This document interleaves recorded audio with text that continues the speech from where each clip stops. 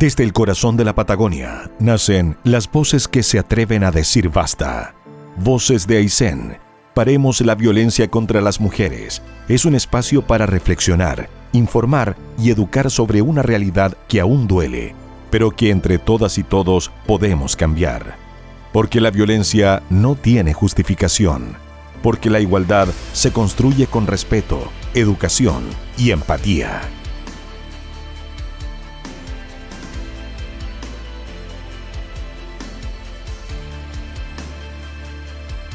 Bien, pues ya estamos al aire en nuestro segundo programa de este ciclo de 6, donde vamos a abordar los temas que escuchábamos por parte de nuestro presentador. Hoy nos acompaña la comisaria de la PDI, Lilibet Aldunate Araya, con quien hemos estado conversando previamente.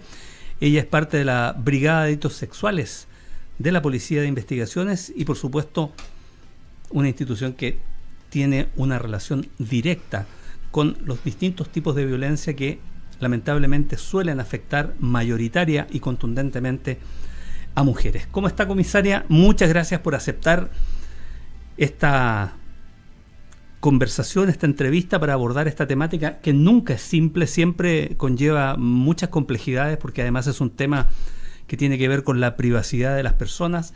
Pero bueno, adentrémonos en este terreno que a veces es un tanto complejo para hablar de algo que necesitamos necesariamente ponerlo en valor, ponerlo en perspectiva.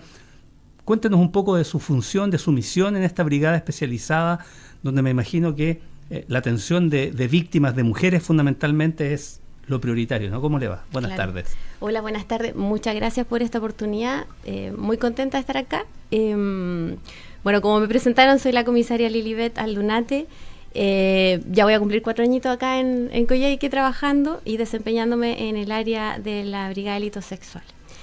Y claro, como tú dices, es un área bastante delicada, compleja, en el sentido de que tratamos directamente con el dolor de las personas, en general. Sí, mayoritariamente mujeres, es verdad. Niños, niñas y adolescentes.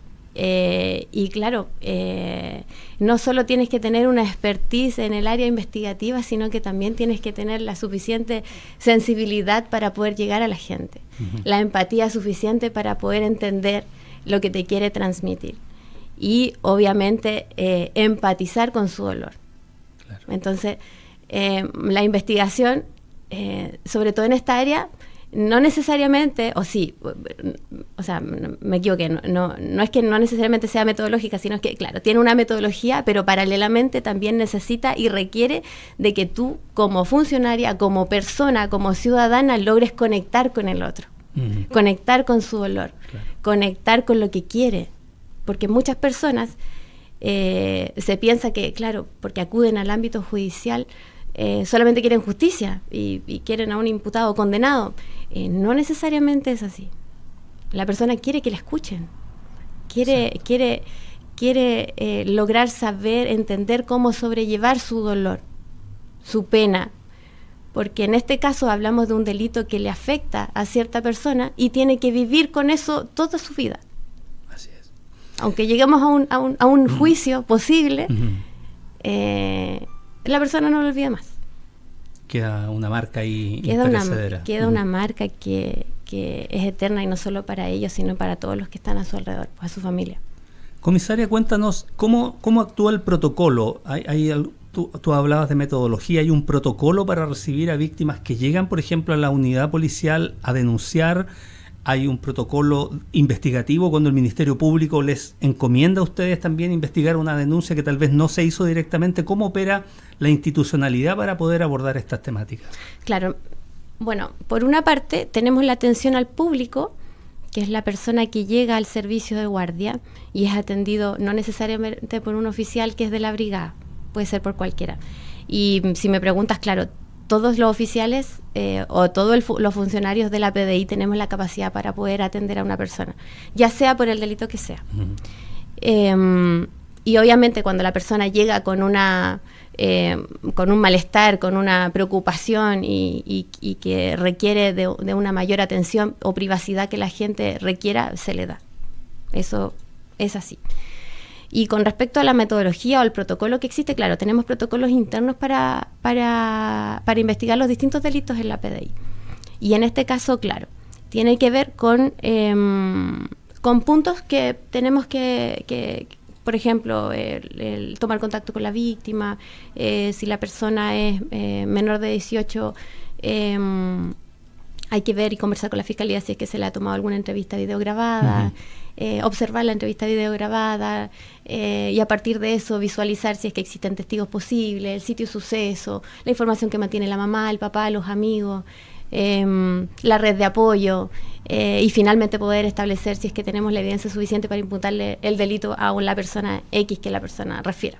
Perfecto. Generalmente hablamos, por lo menos en esta región, mayoritariamente hablamos de imputados conocidos. Claro. Hay cierto un porcentaje mínimo que son imputados que la víctima no conoce, no sé, contexto de fiesta o en la vía pública. Hay un porcentaje mínimo, por lo menos que la realidad que tenemos acá. Hay una máxima que siempre se aborda, Lilibet, comisaria de la PDI, que es el tiempo que transcurre desde que una víctima es víctima de un delito o de una agresión sexual hasta el momento en que se denuncia. Se habla de una cifra de 7 años, incluso hay personas que no se atreven a hacerlo o van y vienen, o sea, van camino a y después desisten, no lo hacen. ¿A qué se debe eso y efectivamente es así o tiene más de mitología que de cierto? No, eso es efectivo. Lo que pasa es que, claro, la experiencia dice que las personas, las víctimas de violencia sexual, demoran en denunciar, pero por distintos factores. Por miedo, por vergüenza, porque no quieren destruir la familia, porque no quieren quebrar la familia, porque la estadística también dice que el imputado, no sé, pues más del 90% del imputado es parte de la familia o de conocidos. Claro. Entonces, claro, la víctima en general, ella en principio se siente culpable. Una doble carga esa, ¿no? Me imagino. Totalmente, hay una carga emocional importante que en la actualidad se está validando mayormente.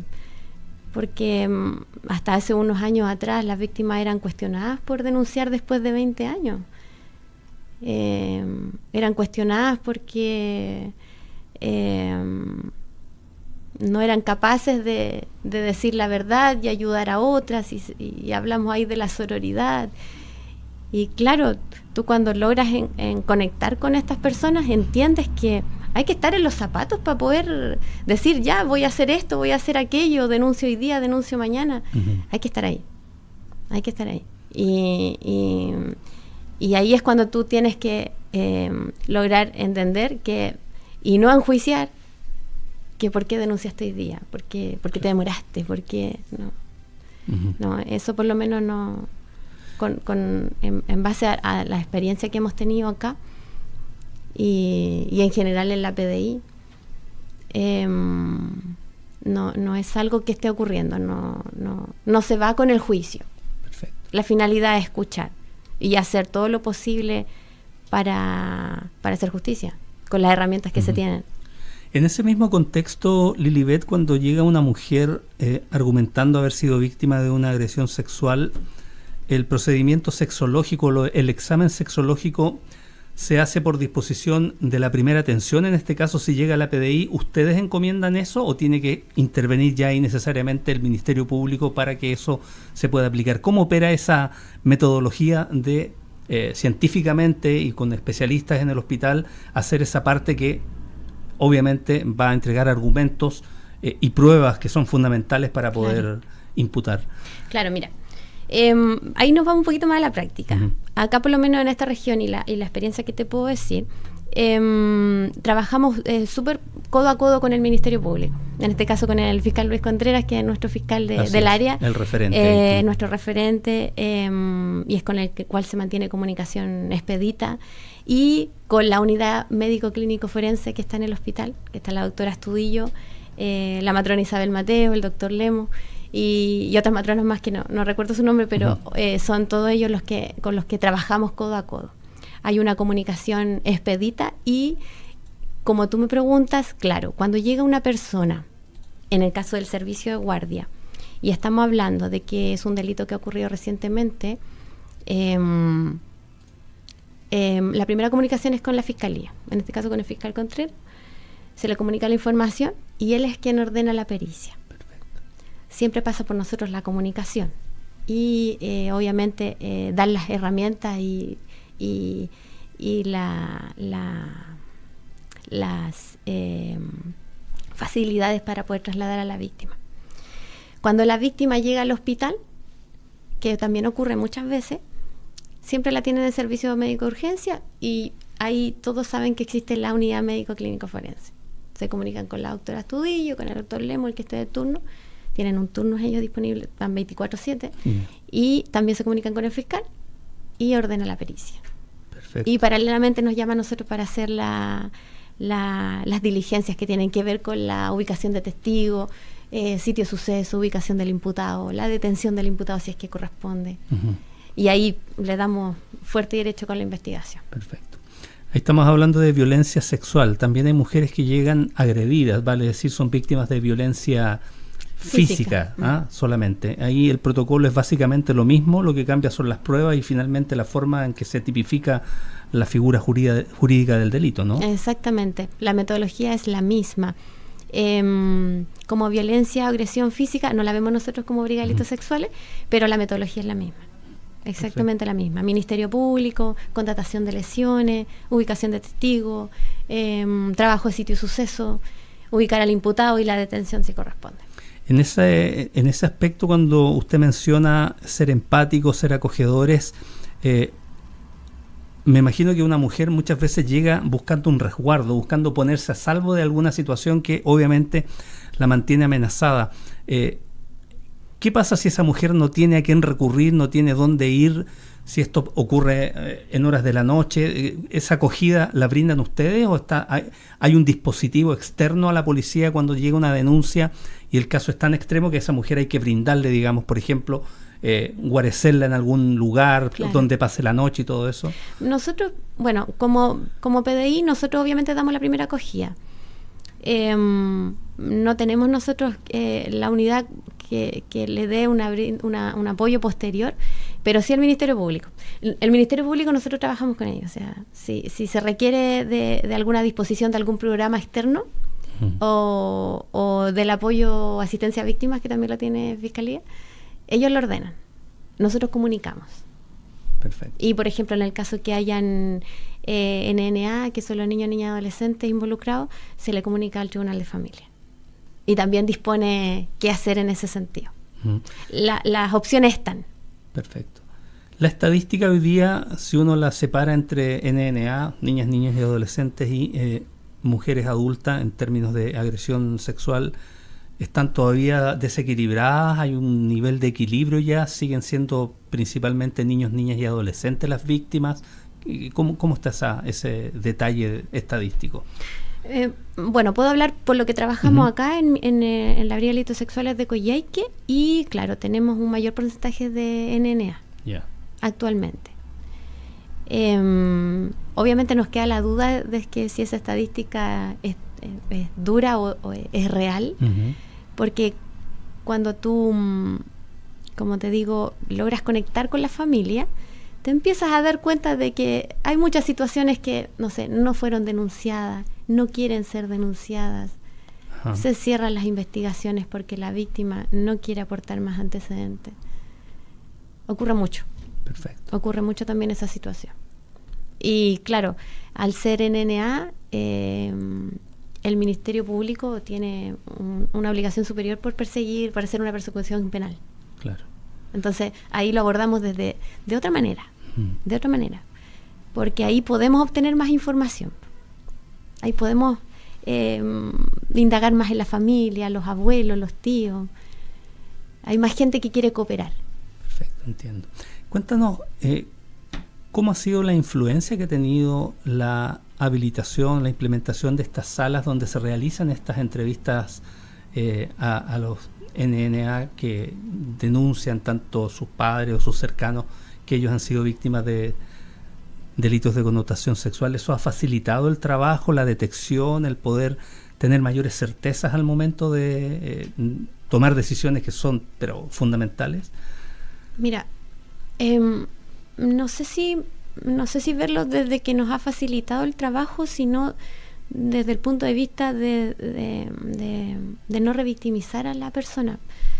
O sea, estamos hablando de que años anteriores la víctima denunciaba en la guardia, después la atendía el oficial de caso, después le preguntaban en fiscalía, claro, después le preguntaban en el programa, después en la asistencia a víctima. La persona al final da un relato como 5 oportunidades. Y ahora estamos hablando de que la víctima es citada a la fiscalía, entrevista video grabada, o en la sala de entrevista que tenemos nosotros también en la PDI, tenemos entrevistadores acá, y se le entrevista una sola vez. Y ahí nosotros contamos, la podemos observar, ver, sacar todo el relato y toda la información posible, y de ahí a la víctima ya no se le invade hasta el juicio posible. Perfecto. Entonces estamos hablando de que es un salto gigante, claro, pero de beneficio hacia la víctima. Claro, porque en ese recorrido de 1, 2, 3 y hasta 5 veces el prestar una declaración pueden pasar cosas que perjudiquen finalmente la investigación, ¿no? Totalmente. Incongruencias, o simplemente el hecho de revictimizar a la persona. Yo creo que más que lo que tiene que ver con enjuiciar el relato, creo que va por el lado de que la persona cada vez que cuenta su historia, la está viviendo, la está sintiendo, la vuelve a vivir. Es volver a vivirla. Entonces el beneficio es hacia ellos, la protección es hacia ellos. Uh-huh. En ningún caso interrumpe como el proceder de nuestra investigación. Ustedes como investigadores sin duda que realizan una labor muy cercana, que mezcla lo científico con lo afectivo también, porque no pueden desprenderse de su rol en el caso tuyo de una mujer que cuando acoge a otra sin duda que siente cosas. ¿Qué te gustaría transmitirle como madre y como policía a la vez a las mujeres que seguramente están viendo y escuchando y que están en esa disyuntiva de denunciar o no denunciar, o de que han sufrido violencia y tienen una serie de obstáculos que, como tú lo decías, factores familiares, idiosincráticos, culturales, accesibilidad? Hay gente que en el sector rural muchas veces siente que es mucho más grande el peso. ¿Qué te gustaría reflexionar desde la experiencia que has tenido en la BRISEX en torno a qué se debe hacer cuando uno es víctima de violencia, más allá de lo que puede costar o lo que puede significar el poder finalmente hacer la denuncia? Bueno, como mujer, como policía, como madre, decirle a todas las mujeres, niñas, a todas las personas en general, que se atrevan a denunciar, que se atrevan a consultar, que no se queden con las dudas. Estamos en periodo de cambio, estamos más grandes como humanidad, que no nos vean como una barrera, que no nos vean como unos entes que estamos por sobre ellos. Uh-huh. Somos personas, al igual que todas los usuarios que tenemos. Vivimos lo mismo, sentimos lo mismo, y muchas veces incluso hemos tenido vivencias similares a las que han tenido los demás. Entonces, un llamado a que se acerquen, a que pregunten, a que no se queden con la duda, a que no piensen que porque es algo mínimo no se puede hacer nada. Siempre se puede hacer algo, siempre. Muchas veces, claro, tenemos casos que no llegan a juicio, que no llegamos con un imputado condenado, pero la víctima, la persona que vivió todo ese dolor, merece que se haga algo por ella. Uh-huh. Lo merecen. Claro. Otra cosa importante, Lilibet, también es consignar que muchas veces puede haber una niña de 10, 12, 14 años, da lo mismo, que se atreve a hacer la denuncia cuando ya es una mujer adulta, que puede tener 25, 20 y tantos, 30 años. Eso es igual de válido, ¿no? Estos delitos no tienen prescripción temporal, vale decir, da lo mismo, se investiga igual, con la misma rigurosidad. Puede que los resultados sean distintos por el tema de la inmediatez, pero eso no es una barrera hoy día, ¿no? No es una barrera. Como les digo, no hay tiempo, ni fecha, ni... Siempre es un buen día para cambiar, siempre es un buen día para comenzar de nuevo, siempre es un buen día para decir, hoy día me atrevo, hoy día lo hago. Hoy día pregunto. Hoy día, porque con tu relato, con el relato de la amiga, con el relato de la vecina, estamos dándole la posibilidad y la valía a otras para que lo hagan. Así es. Y obviamente, y con estas instancias como la que tú nos das, es lo que necesitamos, po. Conversarlo, decirlo, comentarlo, decir, pensamos lo mismo, estamos de acuerdo, ya dejo la vergüenza de lado, dejo mi culpabilidad de lado, dejo mi ignorancia de lado, soy esto me pasó, hoy día crecí. Claramente. Pero tengo que darle el ejemplo para que otros también lo hagan. No obstante, Lilibet, sigue siendo un tema bien tabú el hablar de estos temas de sexualidad en la familia. Hay que generar espacios también para que fundamentalmente los más chicos, los niños y las niñas, tengan esos niveles mínimos de confianza para también contar cosas que a veces los atormentan y que ellos no sienten que en el contexto en el que están se puedan sentir acogidos. Eso es, vale decir, el trato que se le dé al interior de la familia a estas temáticas es fundamental también, ¿no? Sí, fundamental. Mira, y ahí me voy un poquito como para otro lado. Vivimos en una vida actual que vamos corriendo. Como papás no nos damos el tiempo para conversar en la mesa, para sentarnos con los chicos, para decir qué les pasó hoy día. Hay que hacer y después ese alto ese, hay sí. que hacer ese alto, hay que hacer ese alto. Mira, yo no soy profesora, pero todos los días trato de hacer lo mejor para transmitirle a mis hijos, en este caso, de que pueden confiar en mí. No tengo yo el control de que algo no les ocurra. Imagínate con todas las investigaciones y las situaciones que veo, el miedo que te da como policía de que le ocurra a un cercano. Exacto. O a tu hijo o a tu propio hijo. No tengo el control de que eso ocurra. No puedo criarlo en una burbuja. No puedo decir, no lo voy a enviar con el tío del furgón porque quizás qué va a pasar. No puedo hacerlo. Pero sí que podemos hacer como papás, como profesores, como ciudadanos, como personas. Decirle, confía en mí. Hijo, cuéntame lo que sea. Si ha pasado algo, y cuéntamelo. Sí. Exactamente. ¿Y cómo logramos que el otro me cuente algo? Sin juicio. Sin juicio. Porque claro, si llega alguien y me dice, oye, ¿sabes qué pasó esto? Pero ¿cómo lo hiciste? ¿Pero por qué? Claro, nadie más me va a contar nada. No, y menos mi hijo, y menos si le pongo cara de que no le creo. Entonces, nos falta ese switch como persona. ¿Y cómo lo cambiamos? Conversando, abriéndonos a hablar de estos temas. Porque no queremos hacerlo, porque no queremos, claro, abrir nuestra herida.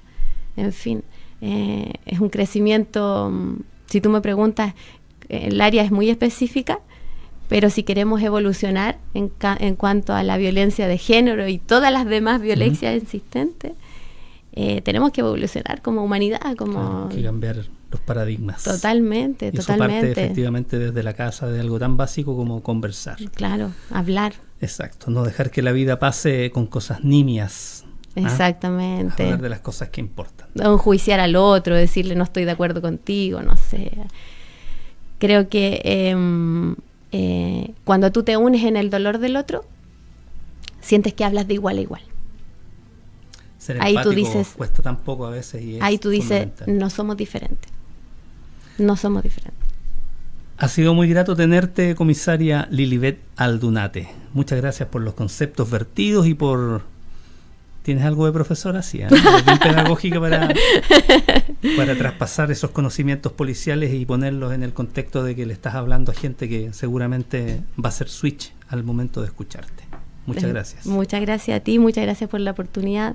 Me gusta hablar de estos temas, me apasiono. Tenemos que humanizar el servicio. Humanicemos el servicio. Seamos más humanos todos. Y ahí vamos a lograr grandes cambios. Perfecto. Ojalá el mensaje llegue. Bien, pues gracias. Ha sido esta grata conversación con la comisaria de la PDI, Lilibet Aldunate Araya, de la Brigada de Delitos Sexuales de la institución, con quien hemos conversado en este segundo programa de nuestro ciclo de espacios dedicados a la prevención de los distintos tipos de violencias contra las mujeres. El próximo jueves con una nueva invitada, porque eso sí lo tenemos claro, van a ser solo invitadas las que van a pasar por este espacio. Gracias, Lilibet. Muchas gracias.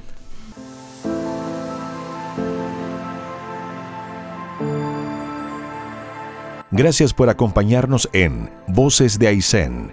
Paremos la violencia contra las mujeres. Recordemos que prevenir la violencia es tarea de todas y todos. En Aysén, levantamos la voz por una vida libre de violencia y con igualdad de derechos. Voces de Aysén. Paremos la violencia contra las mujeres. Este proyecto es financiado gracias al Fondo de Fomento de Medios de Comunicación Social del Gobierno de Chile y del Consejo Regional de Aysén.